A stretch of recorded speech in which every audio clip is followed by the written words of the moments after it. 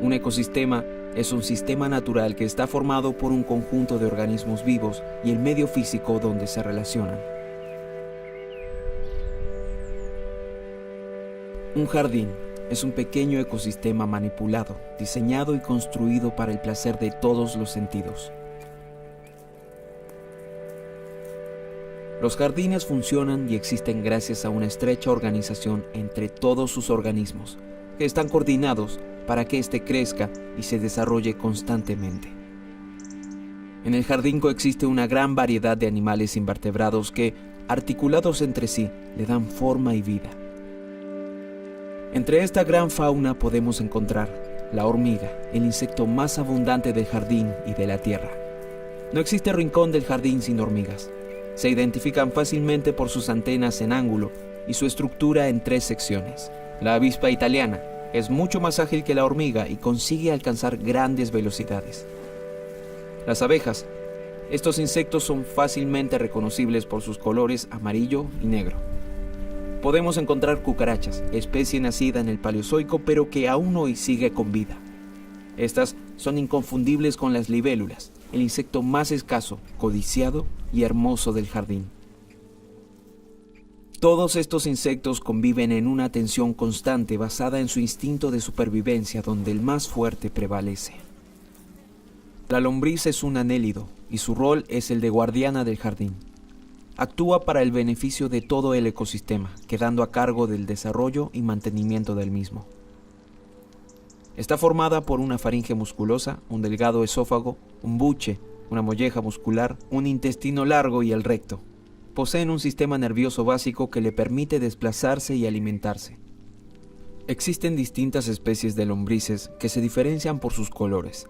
Estas se pasan la mayor parte del tiempo haciendo lo que mejor saben hacer, comer.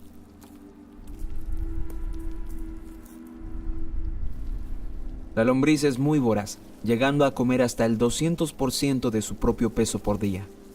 Su actividad se repite constantemente. Estas surcan la tierra en busca de su alimento, la materia orgánica. La materia orgánica está compuesta de los restos de organismos que alguna vez estuvieron vivos. Esta materia orgánica se introduce por la faringe musculosa de la lombriz, atraviesan el delgado esófago y llegan al buche. Una vez allí, la molleja secreta enzimas que transforman la materia orgánica en nutrientes de alta calidad. Estos atraviesan el recto para llegar a la tierra nuevamente. Los ahora nutrientes recorren la tierra hasta ser atrapados por las raíces de las plantas para convertirse allí en alimento de las mismas. Es decir, los nutrientes provenientes de la materia orgánica son el alimento de las plantas del jardín. Dentro del jardín existe además materia inorgánica.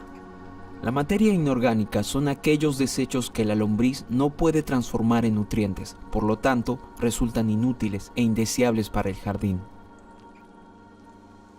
Las plantas son aquellos seres vivos que no tienen capacidad de desplazamiento y realizan fotosíntesis. Existen varios tipos de plantas en el jardín. Los yuyos son las más abundantes, son monótonas y se trata de ocultarlas de la vista de todos. Las hierbas. Estas requieren de muchos cuidados, nutrientes y oxígeno para subsistir. Son aromáticas, las más bellas y vistosas del jardín. Las plantas venenosas. Estas intoxican a los nutrientes y luego los devuelven al jardín, dejándolos con menores capacidades para alimentar a las plantas y así producen menos oxígeno. Finalmente podemos hablar de los árboles. Los árboles son las plantas más grandes e importantes del jardín. Estos toman los nutrientes del suelo mediante sus raíces. Estos nutrientes son llevados por el tallo hacia las hojas donde se realiza el proceso de fotosíntesis, en el cual los nutrientes producen oxígeno que permite a la planta y a todo el ecosistema desarrollarse. Como los árboles son las plantas de mayor utilidad para el ecosistema, es imprescindible que todos los integrantes de esta comunidad colaboren en su crecimiento. Mientras más crezcan los árboles, más nutrientes van a ser requeridos y por medio de la fotosíntesis se producirá mayor cantidad de oxígeno. Ante el constante desarrollo de los árboles y su constante demanda de oxígeno, se crean zonas desprovistas del mismo llamadas zonas áridas. Estas son parte del jardín. A estas zonas va a parar la materia inorgánica que no puede ser convertida en nutriente, por lo que no circulan las lombrices ni ningún otro invertebrado. En estas zonas cada vez más grandes, las plantas no pueden desarrollarse con normalidad por la falta de oxígeno. Estas han dado un extraño paso evolutivo. Han logrado crecer sin nutrientes ni oxígeno, basándose en la materia inorgánica. Estas plantas se presentan amorfas, frágiles y sin ningún orden ni patrón aparente. Así, podemos entender que el jardín es un sistema que para funcionar requiere que todos sus componentes se comporten a la perfección, llegando a un equilibrio que permita el desarrollo uniforme y homogéneo de todos sus habitantes.